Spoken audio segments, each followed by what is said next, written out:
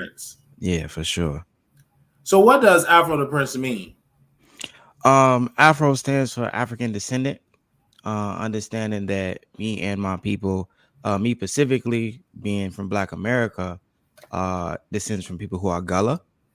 Mm. Historically, we were a part of the enslaved people on the Middle Passage who went to St. Charles, my bad, not St. Charles, South Carolina, Charleston, South Carolina, Mm. Virginia, and Georgia. So my grandfather is from Georgia, but we believe wholeheartedly that we are Africans, and that's what Afro stands for. So like, if you ever talk to Afro Latino, that it's literally the abbreviation of African Latino Mm. or Afro Caribbean. Yeah, So let's make it plain here. So are you more so believe in Dr. Umar, what he teaches? yeah, I'm a Pan Or Africanist. okay, Pan Africanist. Okay, Mm-hmm. okay. So you're pretty much a supporter of that Yeah, idea. Marcus Garvey and yeah, his Garveyites and the Garveyites. Yes. So for me, when I hear that piece, a lot of people say stuff against Black America or Africans that come here.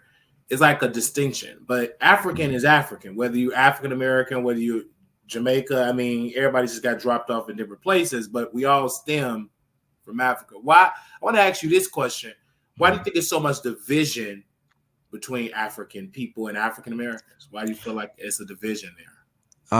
For me, the reason I think that there's a division there is because there isn't enough conversations about how we're alike. There isn't enough conversations about how we intertwine from a historical standpoint and even from what we like to call the Black experience, right? So, in Black America, we talk about, our Black experience is dealt in a lot of trauma, but also a lot of success, a lot of triumph.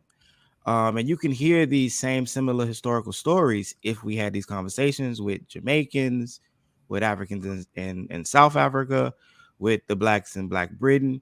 We just have to have the conversations. Absolutely. So when I met you at our Save Our Streets, it Mhm. was a rally. It wasn't a lot of people there. Do you think that is because people is tired of going to those anti-violent rallies, hearing the same thing and no solutions? No, then it was funny because I had just left a film screening for Charles Blow's docuseries, and it's all going to tie together. But it's about South to Black Power, right? And I had seen the flyer somewhere, but when I got to the venue, similar to how you did Save the Streets, I noticed that I'm like, okay, I only found this out from particular people. Mhm. It wasn't mass shot, mass produced, mass distributed to, I feel like, our communities. So the gift that I start to realize that the power of influencers and content creators have is you are the person. If this matters to you, you can push this out and let everybody in every neighborhood know that this is happening.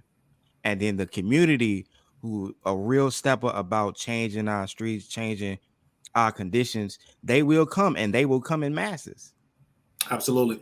And that's why I went to Aroa Muhammad Carver. I'm like, man, you gave me like a 2 day notice.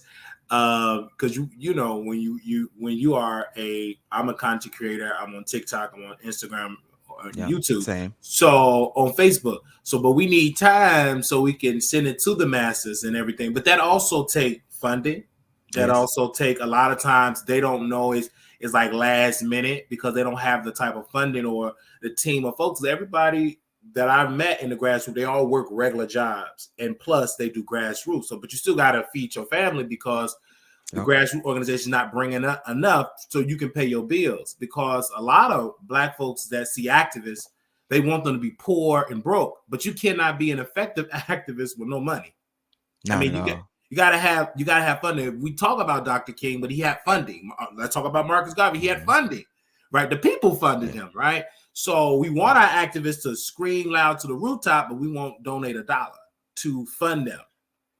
Yeah. For me, I think a lot of people forget about the actual business aspect of pretty much any industry and everything that you do.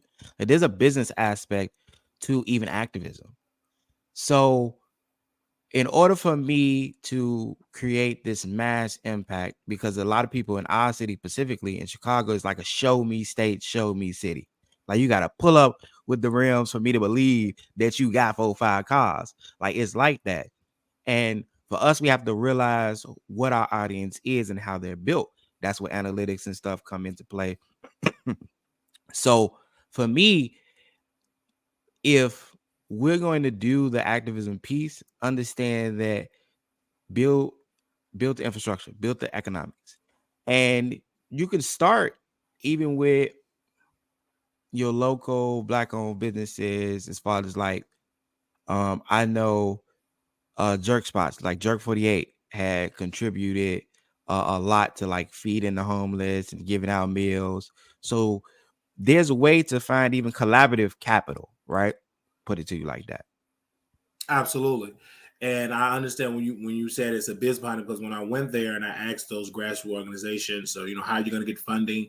What's the update on that? Because on the Save Our Streets, we did have Alderman Lopez there. He had influence in City Hall, right? Mm-hmm. And so we got to get the bag. In order to get the bag, we got to know how to strategically get the bag, if that makes sense.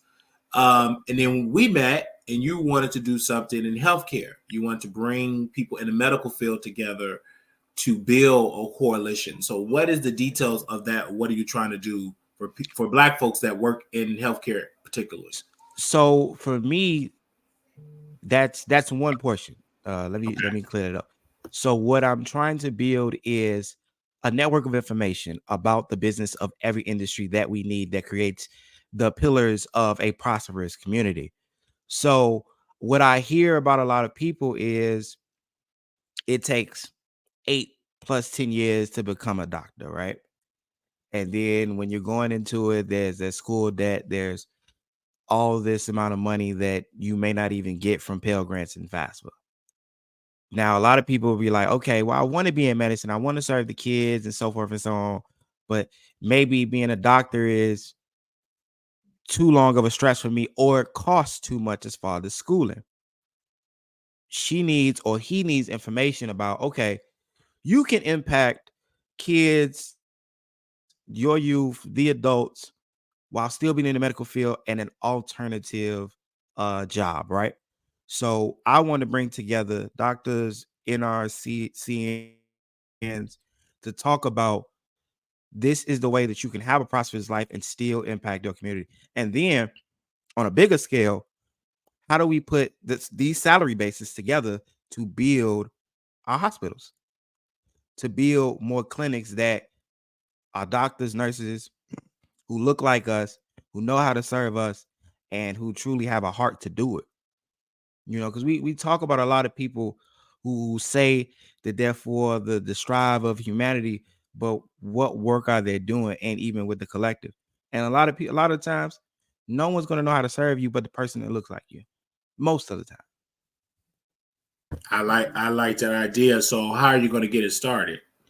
Well, with people like you and other people who are willing, you can all reach out to me on Instagram, Afro_the_Prince.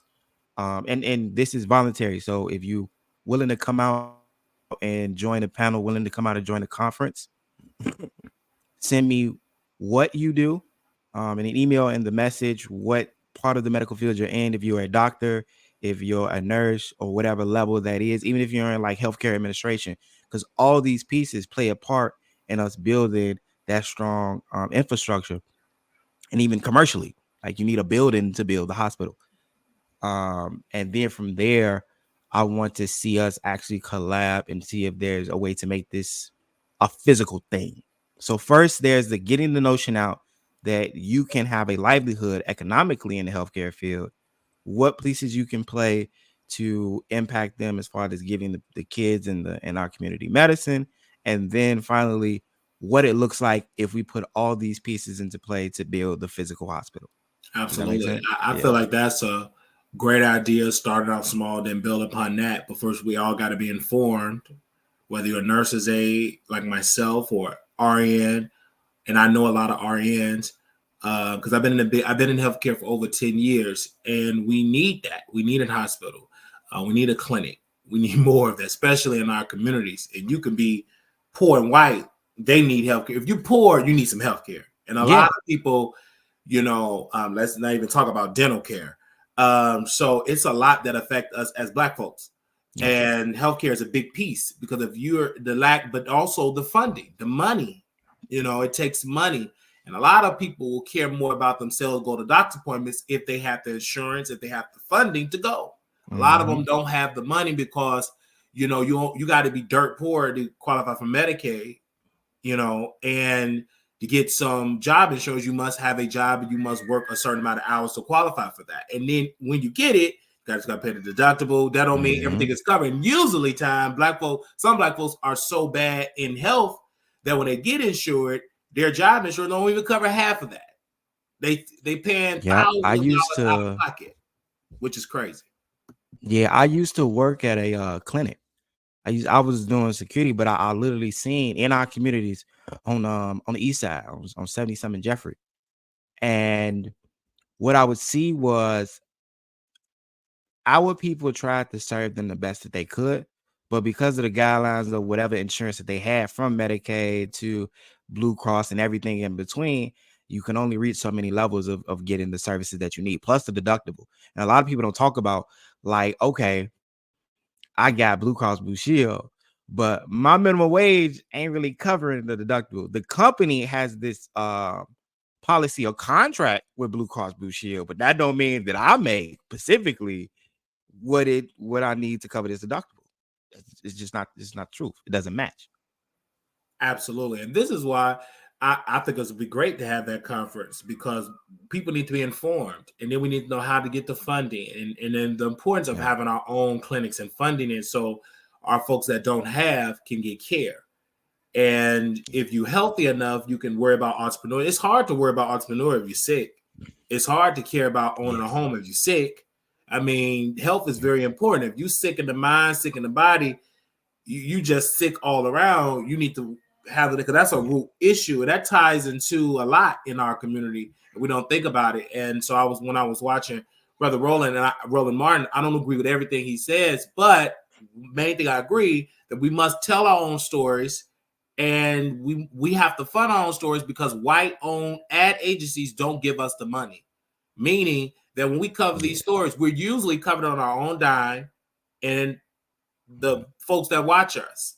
But we're not getting, can you imagine if we were getting the amount of dollars from Coca-Cola, Pepsi, and they're giving us sponsorship, because Black folks drink Pepsi, Black folks eat Doritos, etc. If we was getting those type of contract, those ad dollars, then we can fund your organization, we can cover your organization, we can do a mass promotion and marketing. But a lot of us, we're frozen out, from the grassroots all the way down to Black-owned media. So, but I love that you took upon yourself to go to this event and to network. And so I'm glad. I didn't know you didn't know me, but you saw me out there, and then now we're here talking, and I think it's an awesome idea. Yeah, thank you. And that's the God-given blessing of doing the work that we do. Because you meet people on your frequency, and then once you meet people of like mind and who are really trying to make a difference in the world, not even just in their community, you start to put together what was once seemed to be impossible to something that is now just steps to being achievable. And every time I go out, I meet a new family member, right?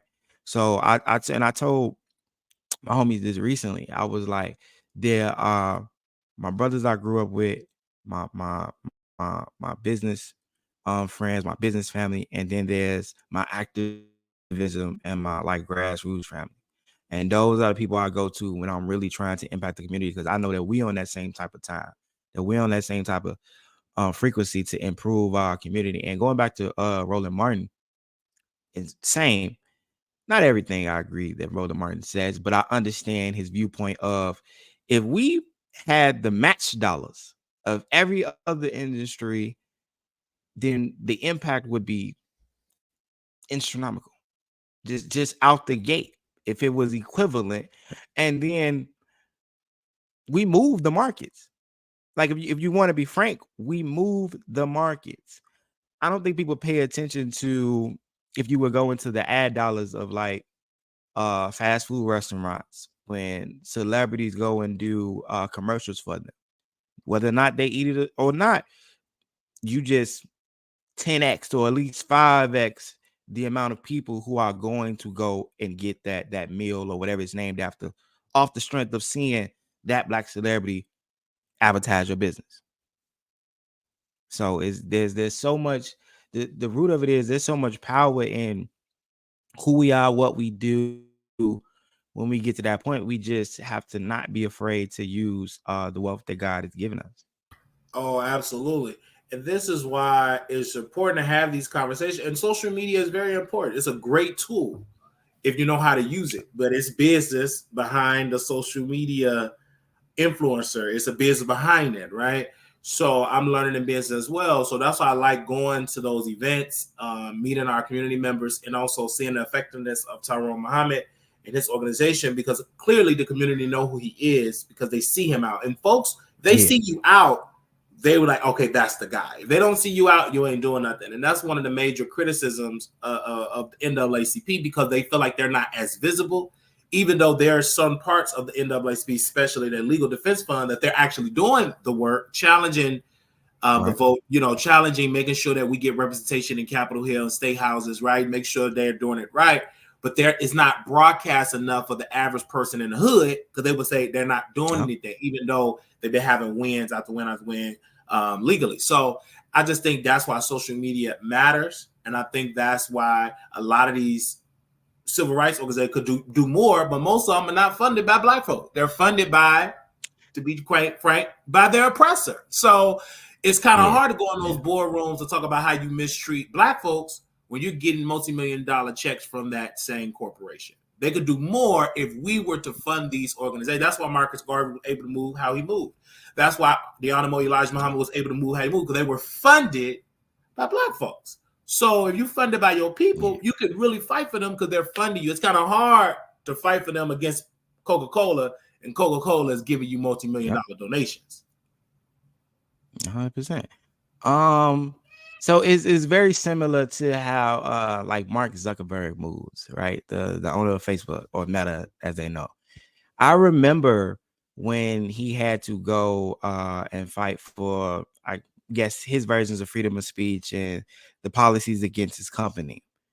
He moved as if he was his own titan, because he had the wealth that he built to do so. Like, he was like, oh, okay, we going to court, when? What time? What day? Okay, let's see how long you can last and who gonna win at the end of the day. And if we had that collective mindset, because we have, as a community, we have Mark Zuckerberg's wealth. We have $1.7 trillion and it fluctuates, but usually about $1.7 to $1.5 trillion every year that we spend on all the combined miscellaneous stuff altogether. So we have the Mark Zuckerberg money to move the oceans, to move progress.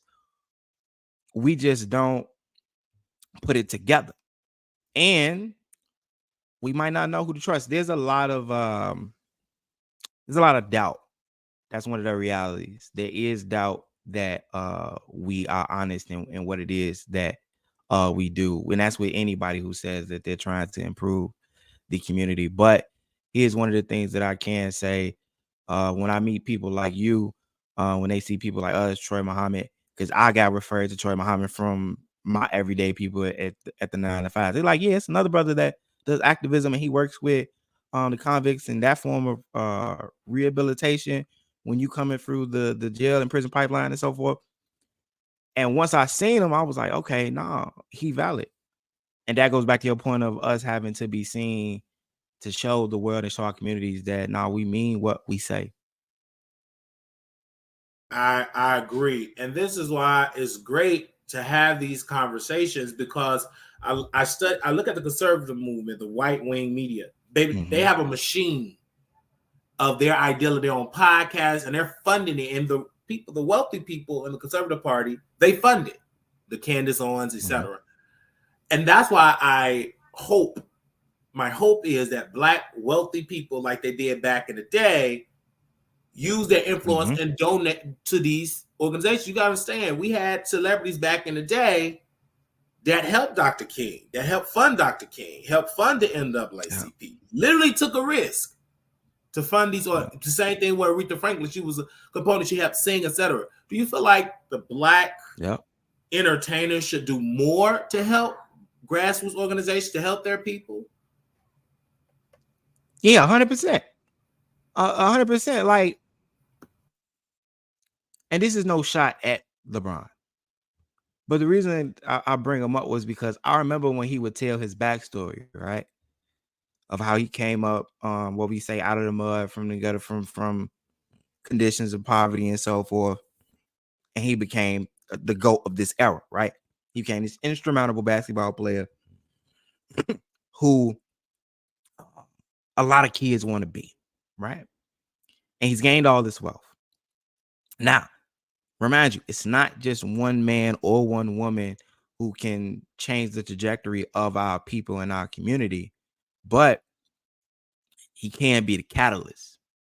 And when you understand who you are, you then make a choice to say, am I going to be the catalyst to move progression towards my people and advocate for all my other wealthy Black celebrity friends to do the same? Because if you know I'm on that type of time, I got friends that's on that type of time.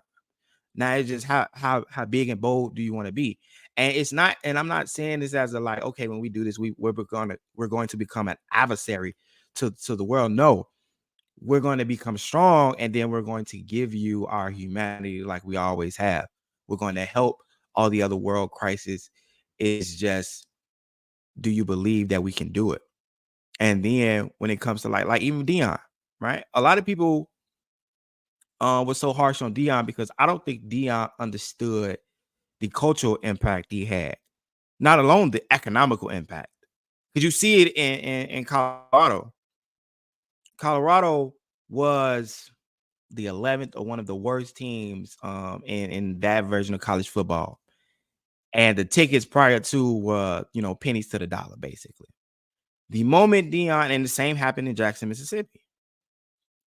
The moment Deion went over there, you've seen some of the most wealthy and influential celebrities. So you add on their fame and whatever ad dollars they can give to the school, and it 10x the school. So it 10x the economy. And I did a episode on this where I talked about whose economy is Deion improving. Now there are minorities and there are other people who do live there, but what is the majority? It's not the community that looks like me and you that is gaining from this wealth of influx of dollars from college football to ESPN to whoever else wants to partner with because Deion is over there. So as celebrities, you have to understand that you can move the mountain. We're not asking one celebrity to move the mountain, but it's been proven that you can move it. I agree. And I was just watching, funny you said it, I was just watching Amazon Prime time, him and, Deion Sanders in Colorado. And one of my points about Mississippi is they wanted Deion Sanders to change the culture of Mississippi now. The water crisis was the main component, and they're still dealing with the water. It's hard to coach young men, and they can't even take a shower. That's not Deion's fight. That's a fight of the people. And I think they wanted Deion Sanders to be a Dr. King. And you got to understand his interest is to make more wealth and to make sure his children have generational wealth. Now, what Jackson State, the leadership, because people forget, they should have built upon that. And I think they did not take enough advantage of Deion Sanders when they had him. And also, they still have it because they still have clout because that school is still being mentioned. But unfortunately, in Mississippi, how they treat Jackson, Mississippi is sick, I would say, honestly. And you understand the history of Mississippi. It's a very racist state, still very racist and very poor. A lot of people forget they get a lot of federal dollars, a lot of federal taxpayers, you and I, that pay into the federal tax system. They have to get funding from the federal government because they're a very poor state, right? And so, and they don't give a damn about Jackson, Mississippi because it's majority black. And why do they have a water crisis there? It's sad.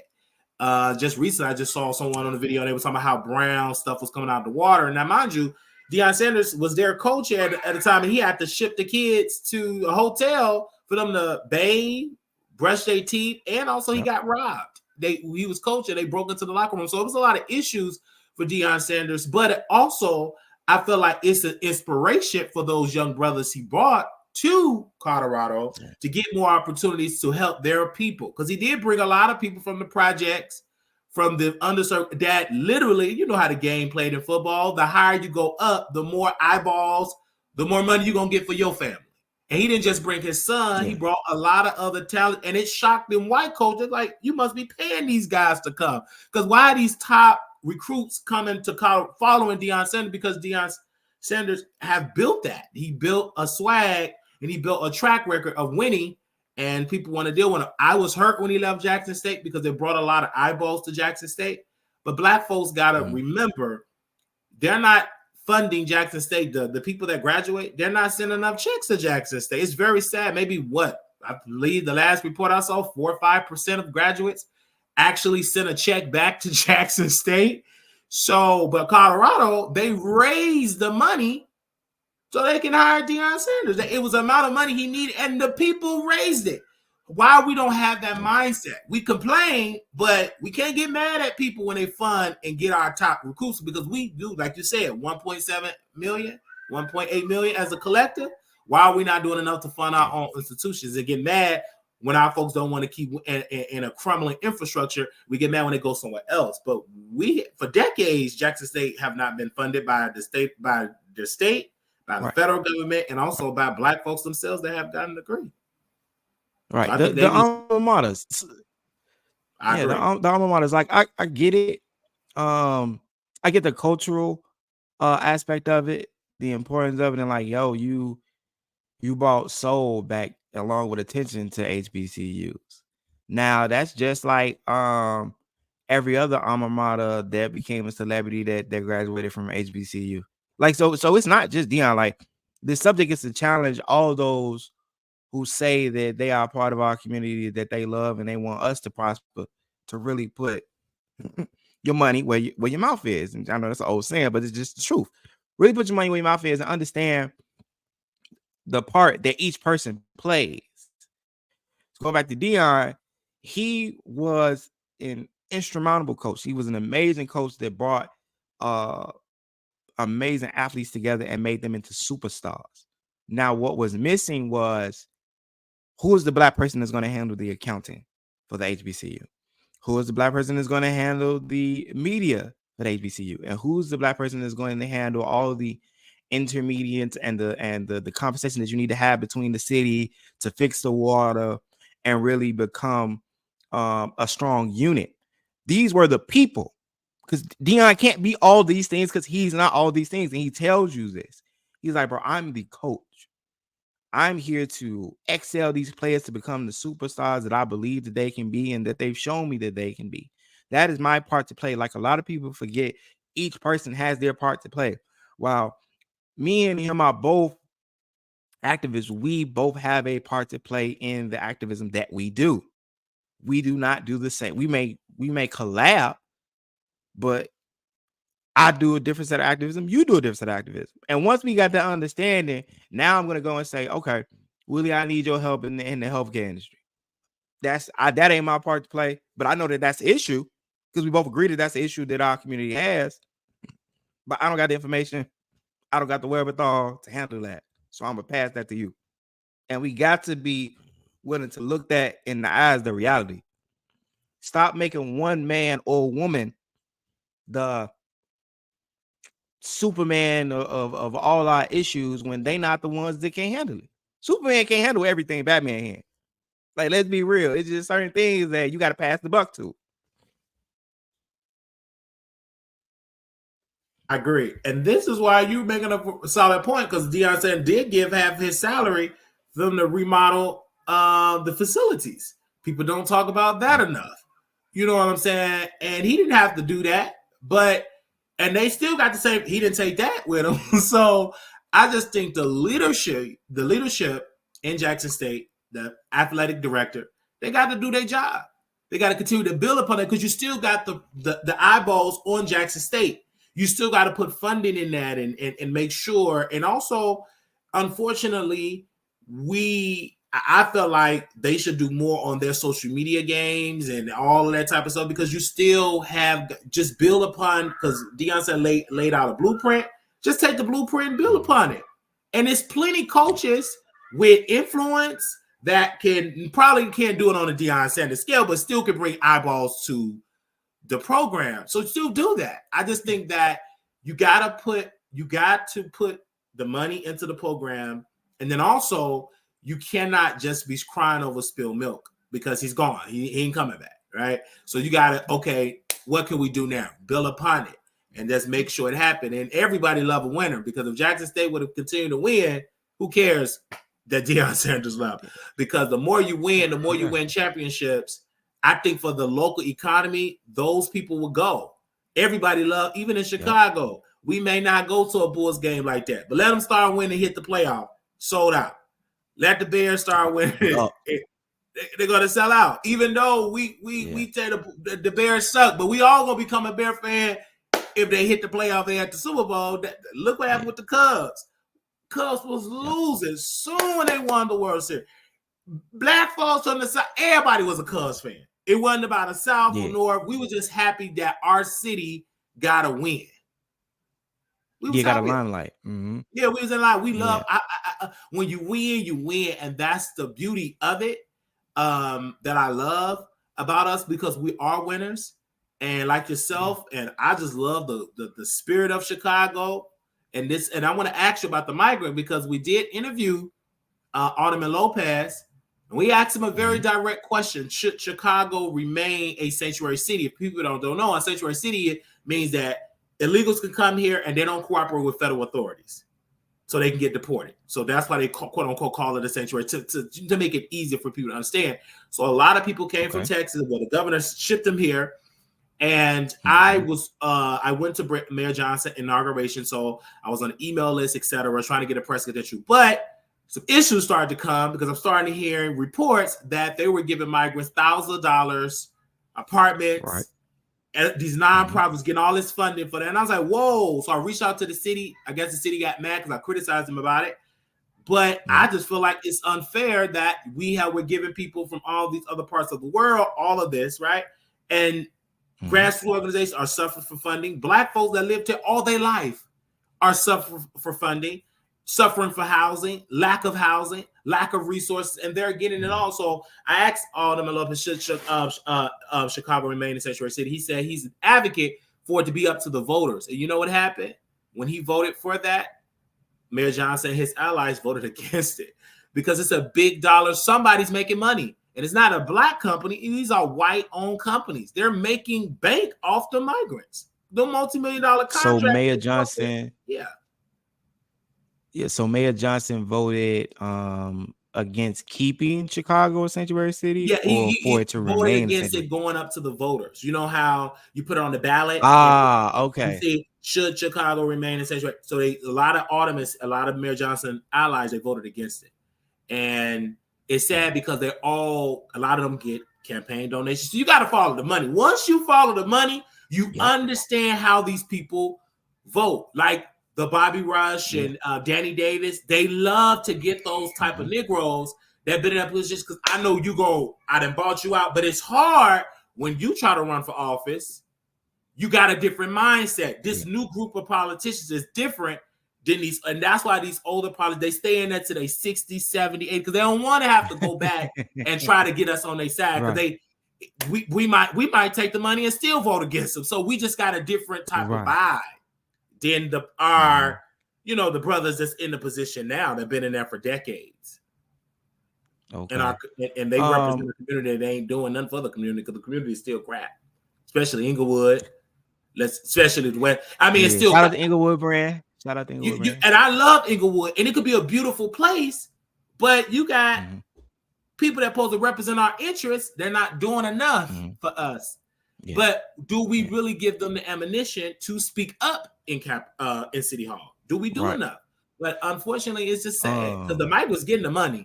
We could talk about them. Yeah. Maybe they get So apartments, checks, food stamp, phones, and they telling their people, come to Chicago. let me say this. Go ahead. Let me say this. And I can feel your passion because you don't run. But to number one, as a pan-Africanist, we believe in helping humanity. Like a lot of people get that misconstrued. We're very big on helping humanity and anybody in crisis. But let me make this clear. Hopefully I can explain this to y'all. To get things done in politics and in policies and just to get things done in life, there is an economical portion to it. What gets campaigns? What gets ad dollars? How do you know that this person is running for president or running for your mayor, your governor, your senator, and so forth? Somebody is funding them. So if we were able to understand, and this is really another part of a business aspect, that if we say that our Black $1 trillion behind someone who we believe is going to get our issues solved, not somebody we like, somebody who we believe is going to get our issues solved, we put our money behind them, and then that is how you push your policies that are going to provide a better life for your community out the gate. Now, when it comes to the immigrant situation, right, sanctuary city situation, this is what I believe. I've said this in real life. This is what I believe should have happened. The way that they came about a proposal plan and building like tent, they call it tent city or rehab of tent city, where they have apartments and all these other things and all our communities and so forth. Why didn't you already have this in place? Because it's the same struggle. They need somewhere to sleep. They need somewhere to make money. They need food, they need clothes, they need water. This is the same struggle that our people, which is why our communities are so upset, we've been having this struggle. So the question is, why isn't this infrastructure put into place? Why haven't you just done this in a transition home way, right? So the example that I believe can work is you build it, you allow the homeless or people in need, all people in need, to stay in this transitional home for at least a year or two, right? You put the same policies and processes that are in place for the supposed migrants for everybody, and then you cycle them out. So I'm going to give you 2 years to get your life together in this city. I'm going to give you opportunity to get a job. I'm going to give you a place to stay. I'm going to give you water. I'm going to give you clothes. In those 2 years, the same way we have transitional programs for prisoners who are trying to re-enter into society, it should work the same way. And I'm not calling immigrants prisoners. I'm just saying this framework can work for everybody, not just the immigrants. And I don't mind necessarily our city being a beacon of hope, because historically Chicago was a beacon of hope for a lot of Black people when we did our 2 eras of Great Migration. So in that aspect, I'm not necessarily against the ideal, but there's a way that this has to operate. Agreed? Absolutely. And we never had it, because when the Black folks did come to Chicago, it was in the slums. We had, because Dr. King came here and he saw, damn, it ain't just in the South. Black folks is really suffering in Chicago. And they was living in the slums. So, and we still have Black folks still living in lead-infested pipes, slumlords. And the migrants, they're getting complete urgency. It is emergency. Oh my God. Whew. And I'm all for it if you were doing that for Black folks. The reason I'm totally against it, because you abandoned Black folks. You abandoned them. Yep. You still got sisters and brothers that need housing. You still have folks coming out of prison need a leg up. They're citizens. But we're giving it to people don't speak English, came in here illegally, committed a crime, and we're giving them housing. And let's not even talk about New York. They're giving them prepaid debit cards. Well, you know what we could do with a prepaid debit card? You got homeboys right now that need prepaid debit cards.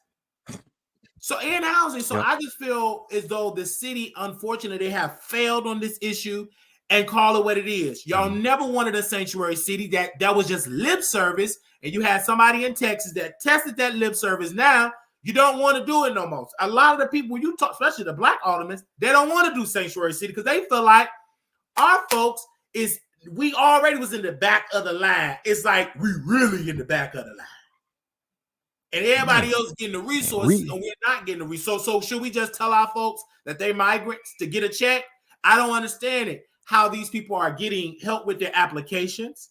Like, what about sisters and brothers that need great careers and jobs and a leg up? Make sure they're getting assistance. Where's their 24/7 shelters? Where's their medical services for families? It's like it's so much of an urgency that is not there for black folks. And I asked Alderman Lopez about the COVID money. He said that money was supposed to be used for the taxpayers in Chicago. And then Mayor Johnson, with his spineless self, decide to give the money to the migrants. That's evil, because that money is designed for the taxpayers, not for the migrants. And it's up to at least have the decency to ask the taxpayers, do they agree with this? Because when you see the outrage, they don't agree with it. The black ones and the white ones. Anytime they do those forums or town halls, majority of the noise, they are totally against it. I went to City Hall when this first happened, and they were screaming, Trump, 2020, Trump. These are black folks that voted Democrat. And I was asking them, they voted Democrat. A sister said, I've been voting Democrat for the last 20 years. But because of this migrant issue, I will be voting for Trump. So this is what Republicans are banking on, because they created an issue, and then I gotta say this part. The city said, don't bring the buses or you're gonna get fined. We're gonna put a boot. So you know what they did? Oh, screw it. We're dropping them off in the suburbs. So they're just dropping them off. What does that tell you? It's a strategy, because black folks need to realize that the DNC will be hosted in Chicago. This is all a game for Trump to win in November, and Democrats, unfortunately, is not caught up to the okie doke. They're not caught up to the game here. They ain't gonna be caught up until they lose. Because I see it in Chicago. It's sad, and the migrants a lot. Some of them come up committing crime, so they got to keep that all the way. They're not all of them. Some of them are. Yeah. So let me say this. Not all the migrants. There are migrants who do look like you. So like Haitians are having crisis.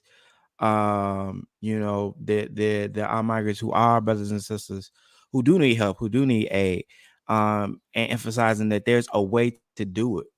And the truth of the matter is, what I believe that we're saying is that our city and the powers that be aren't doing it the proper way, because you didn't ask. That's just like if I brought my no good cousin Day to my mama's house and I didn't ask her, could he spend the night? Could he stay here for a few days or a few months?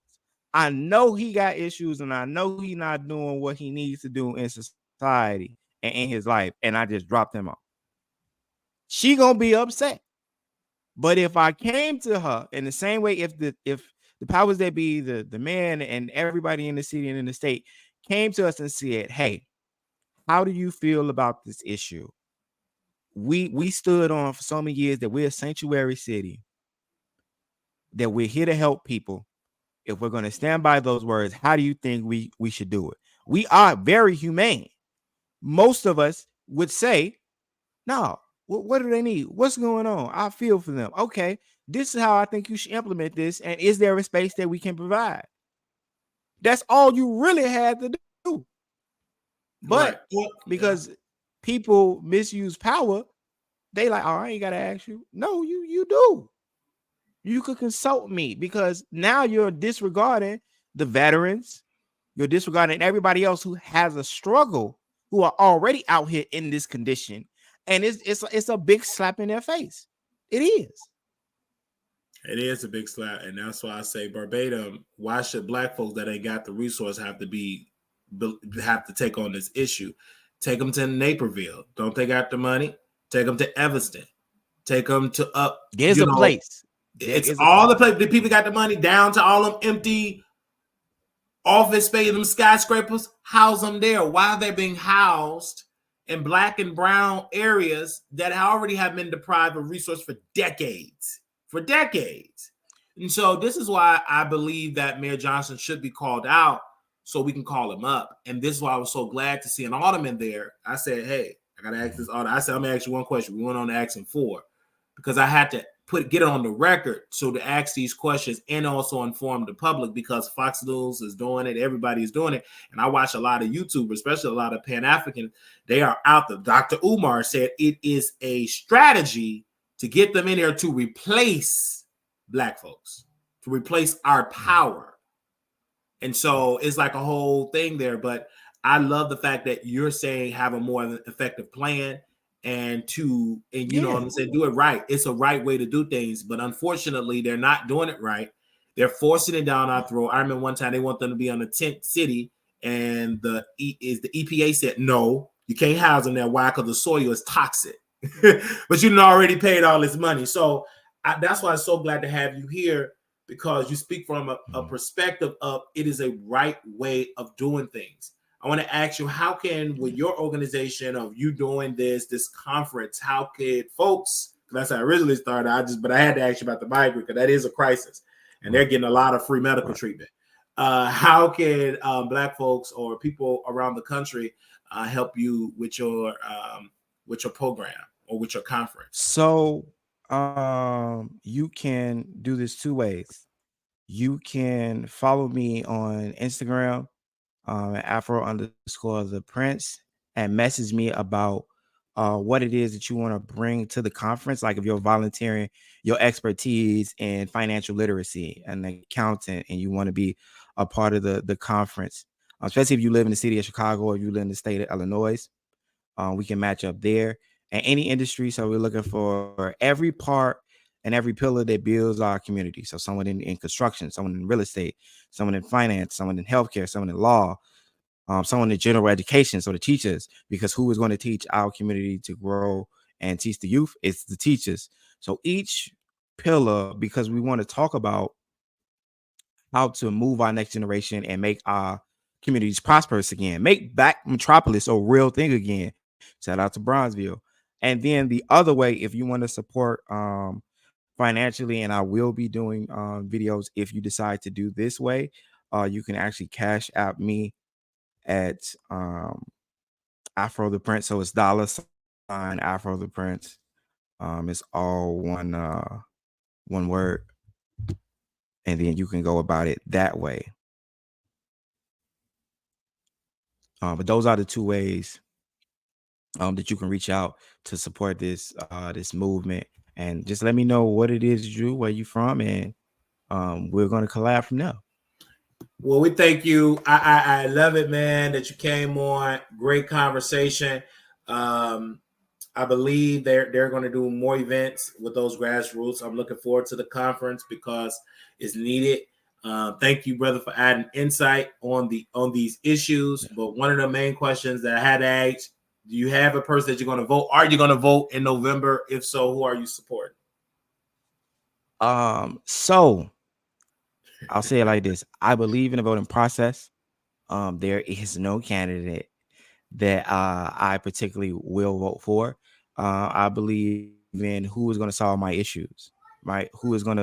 If my issues is the dirt roads, right, and all the potholes in the city that needs to be fixed, and that the schools need new books and infrastructure, right? So who is that politician or candidate? And it may not be the 2 parties that you know of that are actually trying to put that together. There are more than 2 parties. Let me be that clear. I'm an independent, by the way. So there is no person I belong to.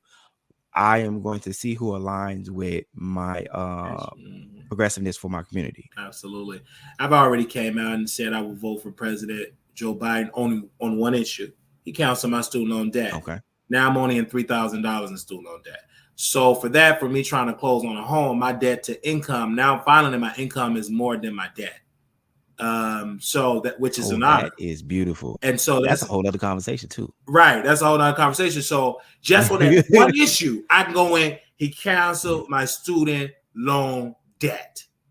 And it was a lot of it. So So for that, I'm gonna go to the voting booth for that. And I think that to make it simple when you vote, vote for your own issue. And just vote for your issue. Whoever aligns to your interests, like you said, vote for them. And just make it simple. And that's why I love it when I was talking about I don't know if you know about the super mayor in Dalton. They be criticizing her, saying she a scammer, the black woman. Okay. But when I talk to the people over there, they said she paved in our streets. She paved in our sidewalks. She got a ice rink. So this is the people. And I saw the work. I went and drove all the way there. They're doing the work. So because this is why you got to be careful with Main Street. I see you got Brother Malcolm. He said that they will have you hating the victim and loving the oppressor, like something like that. So you got to be careful with media. They have a narrative. And this is why it's important for black media so you can go for yourself, because we're going to come from a perspective. We're going to ask the people that actually live in Dalton how this woman operates. And I went and I asked a couple of people. And they said they love it. So this is why it's important to have the show. Now, I talk about celebrities all day, but I also have a balance to talk about politics, because I know everybody don't want to talk about social issues all day. Not even me. That's too much. Talk about that all day, every day. Yeah, it's draining. So I have a balance because I'm passionate about both. I'm passionate about pop culture, but I'm passionate about social justice. But pop culture is not going to help my people. Social justice and really advocating to change things, that's going to help us. And I can do my job better because I get more resources, more ad dollars, etc., because I'm working with and making sure they pass laws to make sure as a black-owned company that you get your fair share of the pie.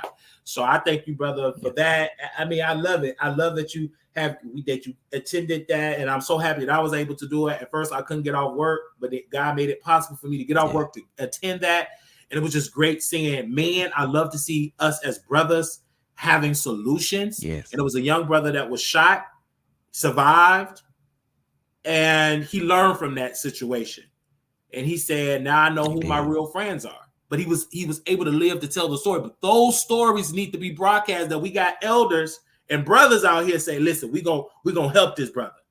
But you're not gonna see it. The reason why you're not gonna see these, because they want to see us fight. Now, if we was in that fighting, drama, breaking windows, you'll see all type of media news trucks pulling up. But because mainstream networks, they would all have been there. Helicopters, everything. But because we was on one accord and we was talking about solutions and not interrupting us, and the grassroots was coming together, that ain't drama salacious for media. They want drama. Yeah. So I thank you, brother. Afro the Prince. Again, I have his Instagram up on the screen. Afro_the Prince. I'm gonna follow him on Instagram. Also, Cash App, $ Afro the Prince. Reach out to that brother, because I'm assuming that you do videos on Facebook and on Instagram. Yeah. So I'll be doing videos.